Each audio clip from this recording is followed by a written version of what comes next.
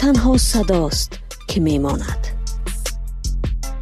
گنج شایگان. از گذشته ها، ناگفته ها و ناشنیده ها. در پادکست سلیم ایوبزاد. السلام علیکم مخلصان پادکست گنج شایگان. عبدالملک عبدالله جانوف. برای آنهایی که این شخص را یا این نام را نمیشناسند یادآور میشوم که او سابق سروزیر تاجیکستان، قبلش سفیر تاجیکستان در روسیه و پیش از آن یکی از وزیران حکومت تاجیکستان که برای محصولات غله‌ای مسئول بود. همین عبدالملک عبدالله جانوف همیشه گفته است که در انتخابات پرزیدنتی سال 1994 غلبه کرده است. با طرفداری او گویا 79% رای دادند و صبح 6 نوامبر بعضی از سفیران خارجی مقیم دوشنبه او را تبریک کردند. حتی شبکه مایک رادیوی روسیه تبریک او میگوید او را غالب اعلان نموده است. اما بنابر آمار رسمی که وارد صفحه تاریخ شده است، عبدالله جانوف 34 از 69% و رقیبش امام علی رحمانوف، بله آن وقت نسب پرزیدنت فعلی تاجیکستان چنین بود، رحمانوف بود، 59 از 154% طرفداری یافتند. در ضمن اول رای‌های با طرفداری عبدالله جانوف 48% اعلان شده بود. به صورت عموم یک هرج و مرج در این حساب و کتاب‌ها از همان اول وجود داشت.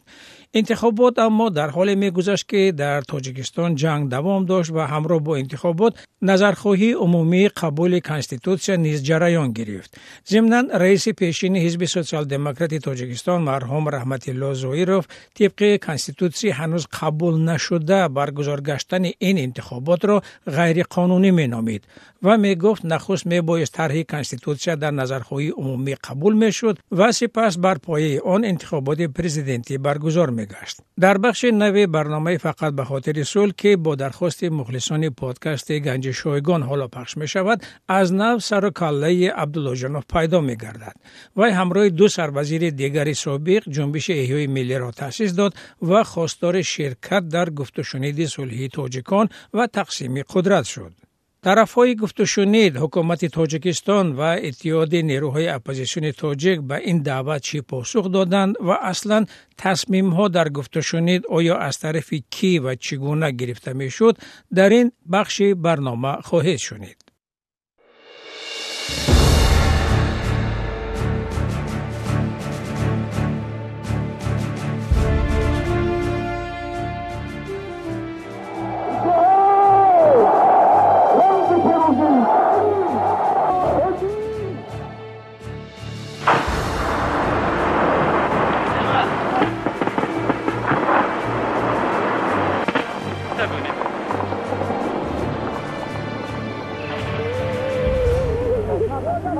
فقط به خاطر صلح. ویژه گفتار بخشیده به 10مین سالگرد امضای سازشنامه صلحی تاجیکستان. گفتار پنجم بعد از انتخابات و رفراندوم. شب زنده های اسلام آباد، الماتا، بیشکک و اشخاباد. همه راه ها به مسکو می رسند.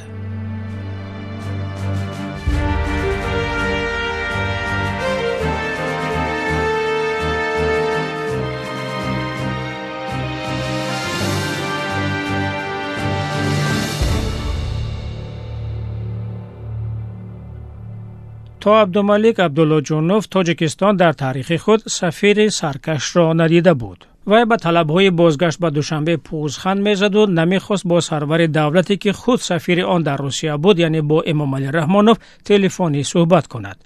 نهایت خود رحمانوف عازم مسکو شد و ملاقات سرور دولت با سفیرش ملاقات شبیه به گفت و شنیدهای صلح روز 17 آگوست سال 1994 در یکی از بوستانسراهای وزارت کارهای خارجی روسیه با میانه‌روی مسئولان این وزارت به عمل آمد.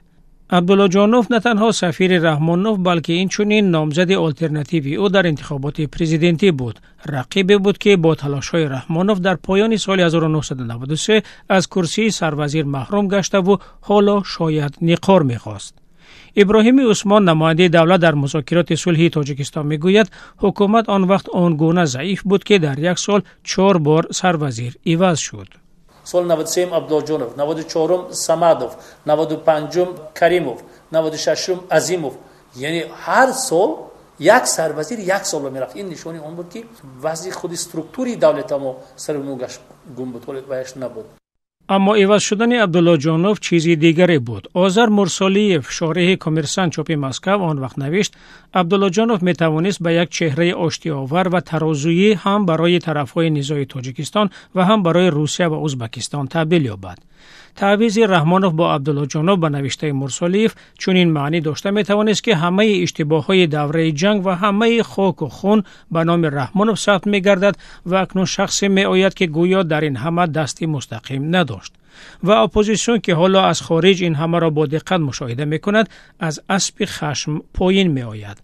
خاصه که به گفته عبدالمجید دوستیوف معاون اول رحمانوف در شورای عالی سال 1994 عبدالله جانوف به اپوزیسیون بیگانه نبود. همون وقتم میگفتم امروزم میگم که عبدالله جانوف عبدالملک و سروزیر تعیین کرده حکومت مخالفین بود و بعد رفته کارها و رفته آمادگی و مثال واحد پیش جنگ گرفتن ما متریال ها همه چی رو مختیم با امضای رئیس حکومت عبدالله جانوف دسته ها تشکیل شده بودن و مبلغ زیاد از بودجه دولتی جدا شده بود تا 16 سیسیه.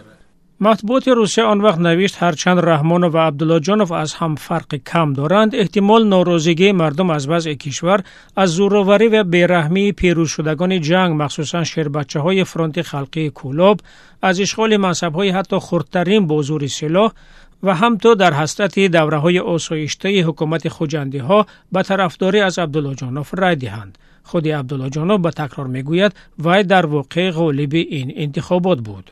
ما سزاوار باوری 79% انتخاب کنندگان گردیدیم ولی رژیم امروزه با نیرنگ‌های سیاسی آواز انتخاب کنندگان را 52% بر جانب خود و 48% را گویا به ما هدیه کرد.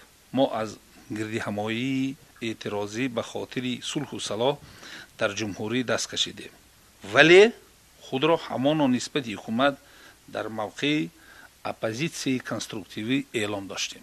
شکست عبدالله جانوف در انتخابات طوری شرح داده شد که گویا روسیه بر رغم تلاش‌های ازبکستان تصمیم گرفت بر رحمانوف تکیه کند. به نشان اعتراض از آنکه طرف حکومت انتخابات و رفراندوم را به شرکت اپوزیسیون برپا کرد، فعالیت‌های نظامی اتحاد اپوزیسیون تاجیک تقریباً در همه جبهه‌هایش بیشتر شد و نخستین بار پایگاه آن در داخل کشور در طویلدره ظهور کرد. درباره حمله به طویلدره و اشغال آن اپوزیسیون فیلمی مستند به نوار گرفت که در آن یک ارتش منظم و مسلح و صدها مجاهد با انگیزه قوی نمایش داده میشد. تقبل منا انك انت السميع العليم وتب علينا انك انت التواب الرحيم اللهم منزل الكتاب سريع الحساب اهزم الاحزاب اللهم اهزمهم وزلزلهم بفضلك وكرمك وجودك ورحمتك يا ارحم الراحمين. نعره تکبیر.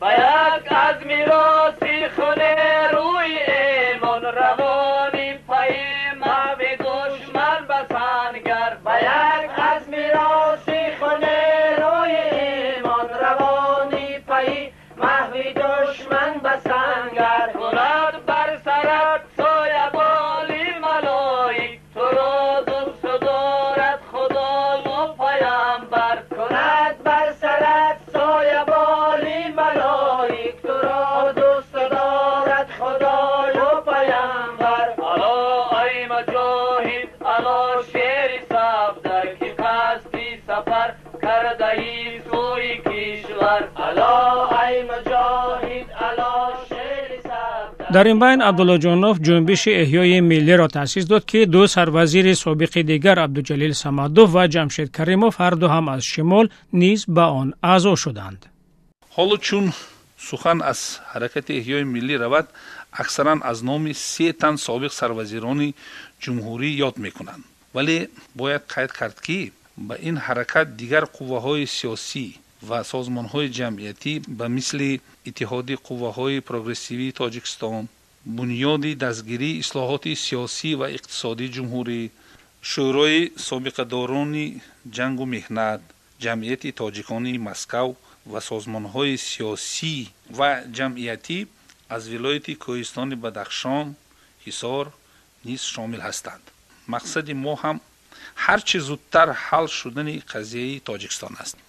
در حالی که گفت و شنید حکومت و اپوزیسیون به بنبست رسیده بود درمانده بود و یک نیروی سیوم می‌خواست روی صحنه آید، روز 3 اپریل سال 1995 در تاشکند ملاقات پرزیدنت ازبکستان اسلام کریموف با هیئت از نمایندگان اپوزیسیونی تاجیک برپا شد.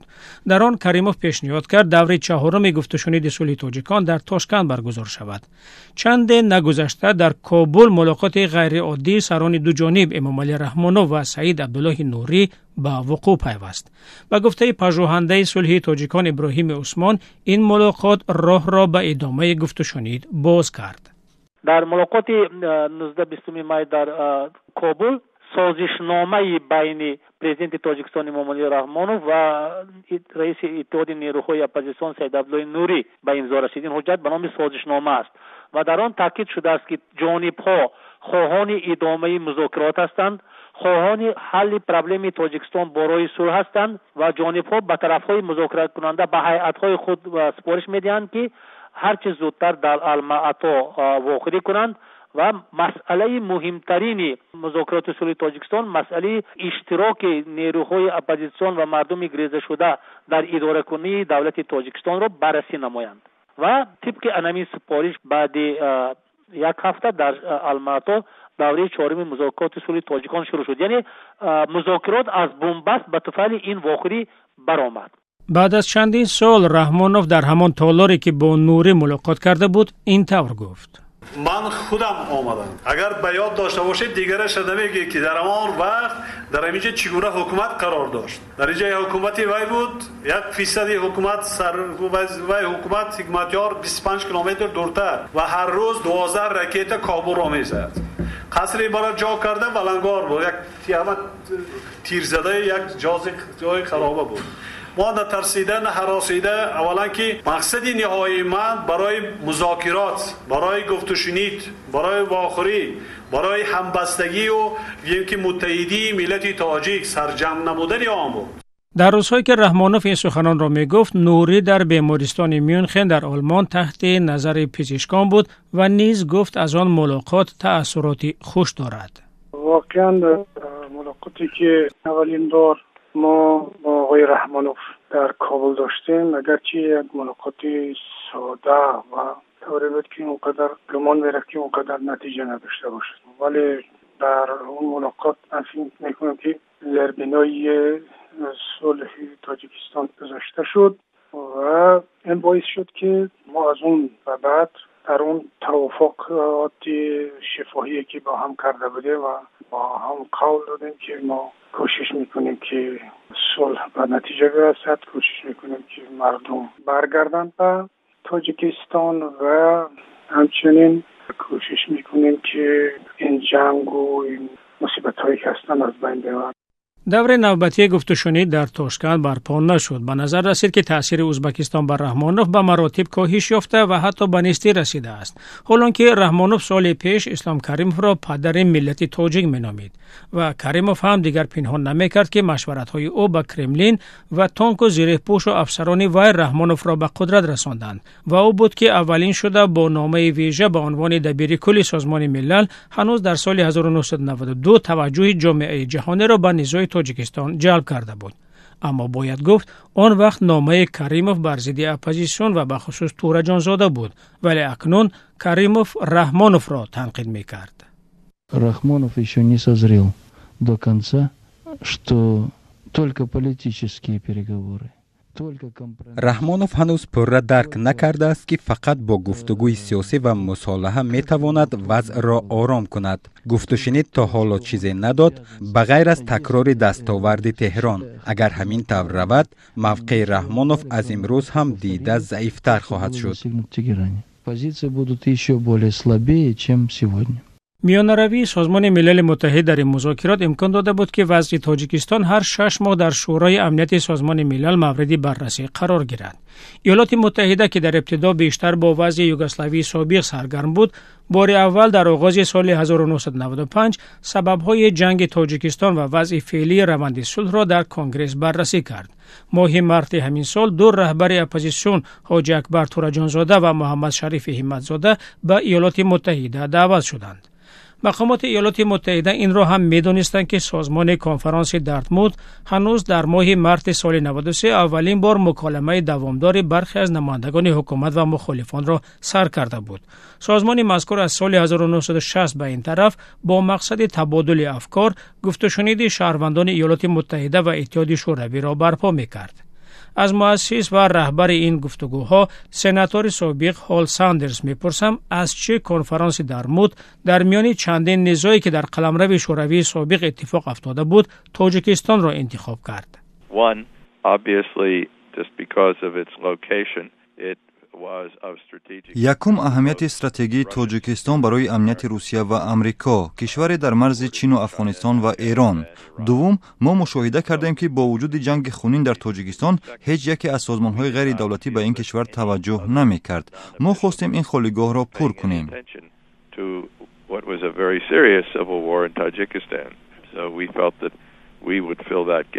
این مکالمه غیر رسمی شاید دو هدف اساسی داشت. اول اینکه درباره نزاع در تاجیکستان اطلاع دست اول جمع آورده میشد و ثانیاً به واسطه این افراد اندیشه و نظریه‌های ایجاد صلح شکل گرفته به افکار اجتماعی تاجیکان و از آن را به گفت و شنید صلح وارد می‌گشت. جناب ساندرز افزود چندی از شرکت کنندگان مکالمه عضو هیئت‌های مذاکره کننده طرف‌ها شدند و چندین اندیشه برون رفت از بحران بعداً در گفت و شنیدهای رسمی رو زدند و حتی عملی گشتند. سر از دور سوم مذاکرات در اسلام آباد ایالات متحده اظهار داشت می‌خواهد در آنها به حیث ناظر شرکت کند. اتحاد اپوزیسیون تاجیک به چنین شرکت رضایت داد ولی طرف حکومت رد کرد. هرچند برخی از اعضای با نفوذ هیئت دولت در گفت و شنید صلح این ردیه را یک اشتباهی سیاسی خواندند، اقرار کردند که روسیه شرکت آمریکا را در گفت و شنید صلح تاجیکستان نمی‌خواهد. ولی در اکثر نشست‌های بعدی نمایندگان آمریکا به حیث مهمان در گفت و شنید شرکت می‌کردند. همزمان با گسترش ناظران گفت و شنید عامل‌های تأثیر بر جریان آن نیز افزایش می‌یافت و باز هم همزمان عصبانیت مسکو و هراس آن از رها شدن روند از دستش احساس می‌شد. سرور هیئت اپوزیسیون در گفت و شنید صلح حاجی اکبر تورجانزاده بار از تالار صحبت‌های سنگین بیرون آمده گفته بود هرچند مذاکرات با میانروی سازمان ملل جریان دارد در اصل طرف‌ها مجبورند همیشه تصمیم‌های مسکو را عملی کنند. А в самом деле мы сегодня прямо им сказали, что, к сожалению, ход нашей переговоры ведется под эгидой ООН, но всегда мы вынуждены делать то, что планирует или решается в кабинетах в Москве. و عضو دیگر هیئت مذاکره کننده اپوزیسیون سابق محبوس سیاسی جمعه نیازوف که بعد از دور اسلام آباد و با تلاش‌های فداکارانه سفیر ایران در تاجیکستان علی اکبر شبستری در قطار 57 نفر دو جانب به آزادی رسیده بود میگوید در همان واخوری الماتا دو طرف ساعت 2 شب به اتفاق آمدیم که اون مسئله هایی که ما مانده بودیم حلش رو دو طرفه یافته بودیم و فردا در مجلس پلنری میگن عمومی میبایست این چیز رسما امضا میشد از هر دو طرف، لیکن در یک شب بعد شبانه پرید آمدن وزیر کارهای خارجی روسیه البس چرنیشوف وضعیت دیگر شد و فردا طرف حکومت از امضا گذاری دست کشید.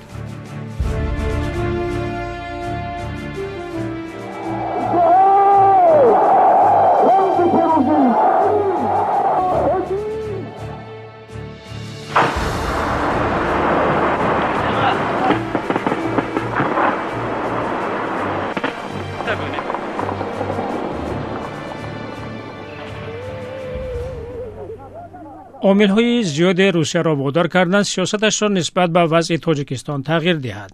بر ضمن ظهور نیروی سیوم عبدالله جانوف اولین شورش محمود خدابردیوف با طلب استعفای اطرافیان رحمانوف و جدا کردن قرغان تپه از کولاب برای دیپلمات‌های روسیه دردی سر ایجاد کرده بود.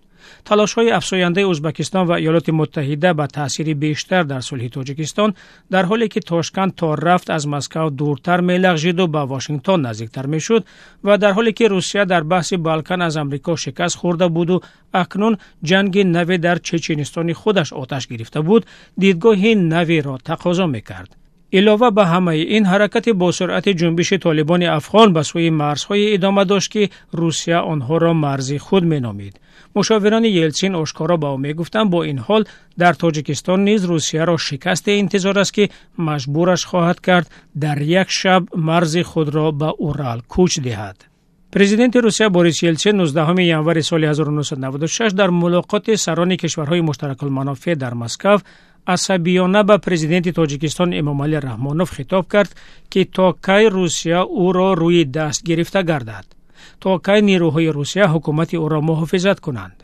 رحمانوف گفت پیشروی‌ها هست و مستقیما با رهبر اپوزیسیون در گفت و شنید است، اما پرزیدنت ازبکستان اسلام کریموف این حرف رحمانوف را به پایه خواند و گفت طبق اطلاعی که وی از سران اپوزیسیون دارد رحمانوف صدقاً صلح کردنی نیست. سران کشورهای همسود به رحمانوف 6 ماه مهلت دادند با مخالفان خود زبان مشترک پیدا کند.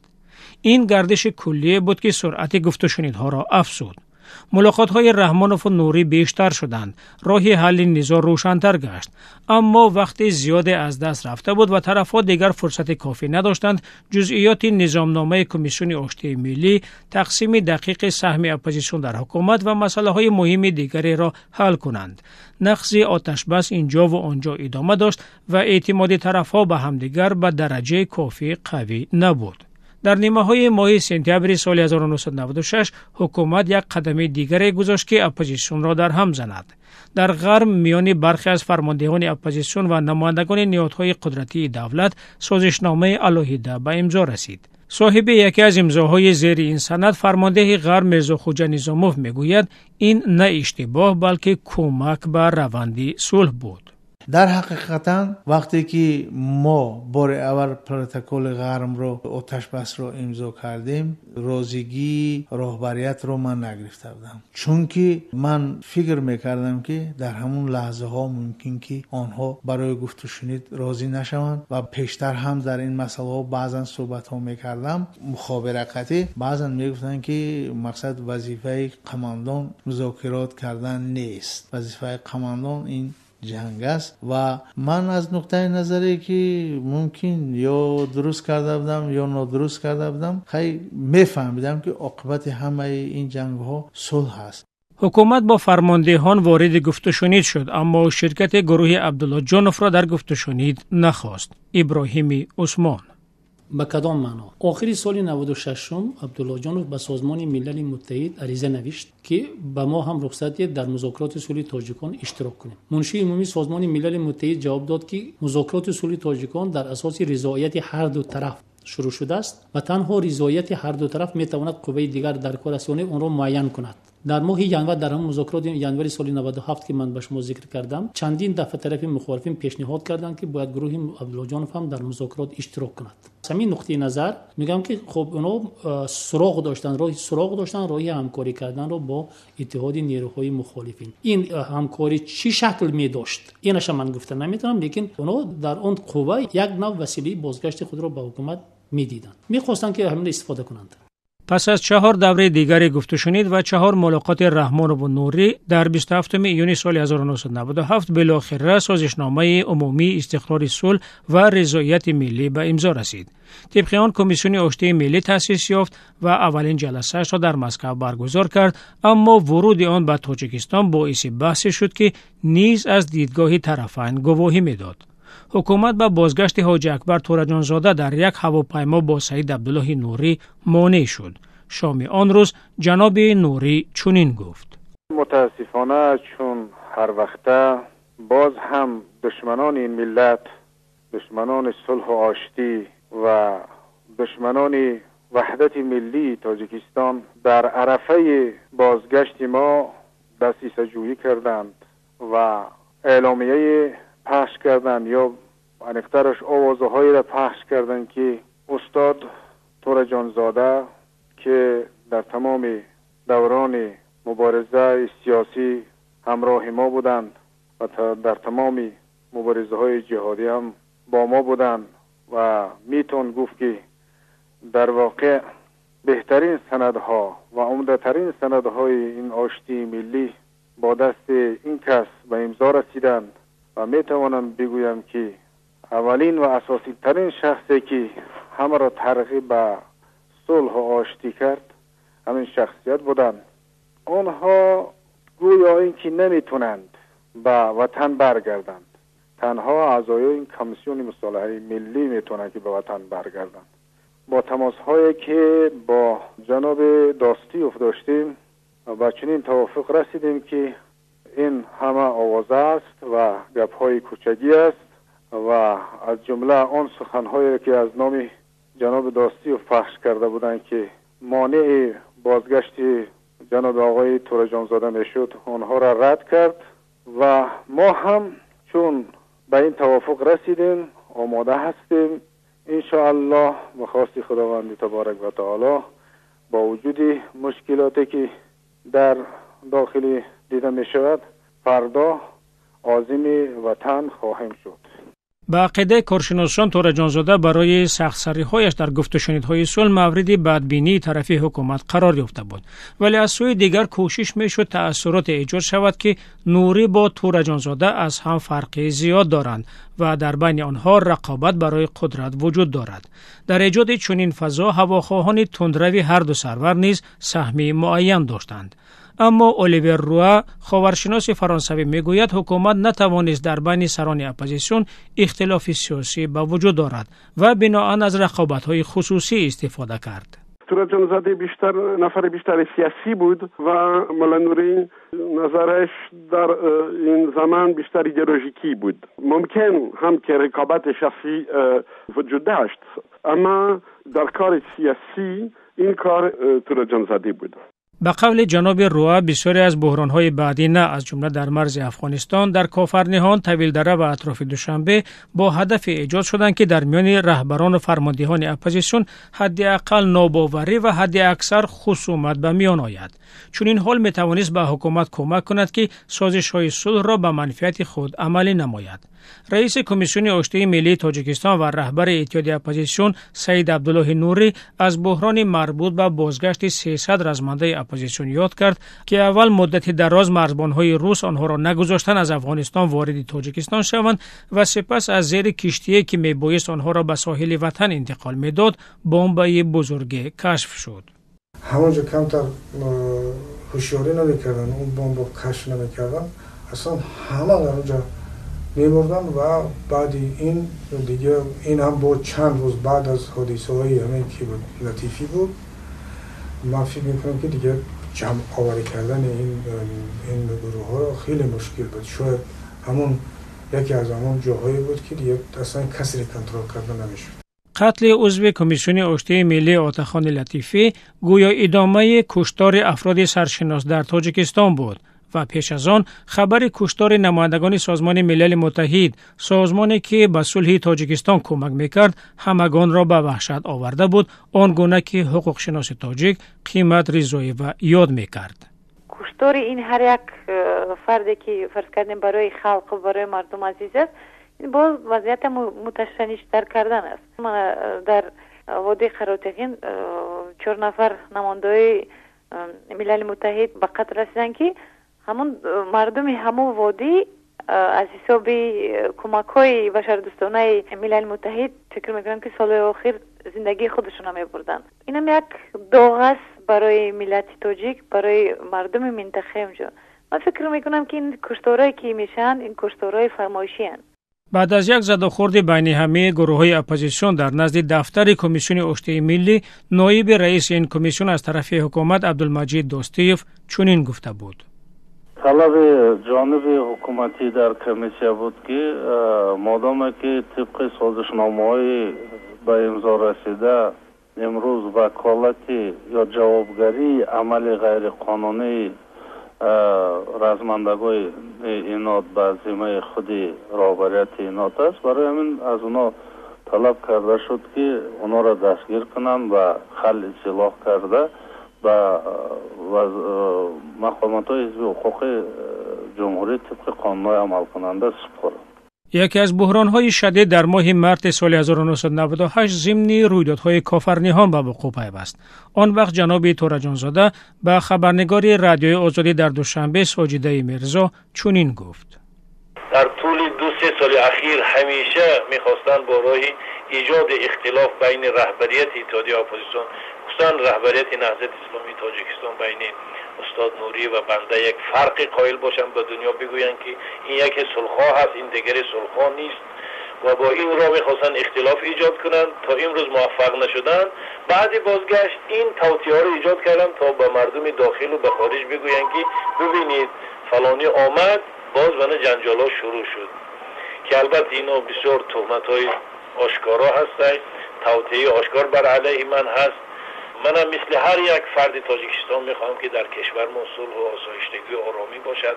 واقعا در تلویزیون وقتی گفتم که این اسیرها در دست نیروهای ما هستند، بعضی برادرای خود ما رو سرزنش کردن که چرا شما این حرف زدید. من از این برادرام سوال دادنی هستم توسط رادیوی شما که مگر مجاهدای ما نیستن؟ چرا راهبرها به شکل قوه یک شخص سیوم صحبت میکنن؟ دو طرف را به صلح و صلاح دعوت میکنن. کدام طرفن این دو طرف؟ مگر یه طرفش خود همه راهبریت نهضت نیست، رهبریت اپوزیسیون نیست، طرف دیگر حکومت نیست؟ اگر اینا سیون طرف باشن، پس اون دو طرف کیا هستن؟ آیا جنگ اون سری خود هستن اون مجاهدای ما؟ من به این سیاست موافق نیستم. من اگر چند امروز به حیث معاون اولی نخست وزیر در حکومت کار کنن، نماینده همین مجاهدا هستن، نماینده همین مردمی که طرفدار اتحادیه اپوزیسیون است، طرفدار نهضت اسلامی تاجیکستان است، نماینده آنها در حکومت هستند.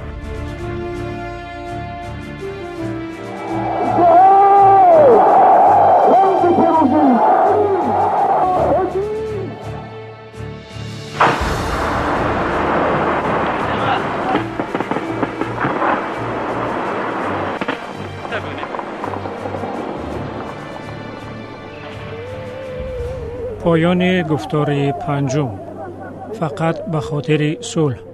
ویژه گفتار بخشیده به 10مین سالگرد امضای سازشنامه صلحی تاجیکستان. در بخش آینده شانس‌های از دست رفته صلحی تاجیکستان، تناسب صلح با عدالت، حقیقت و رقابت، پدیده‌های خلاف آرامی و امنیت.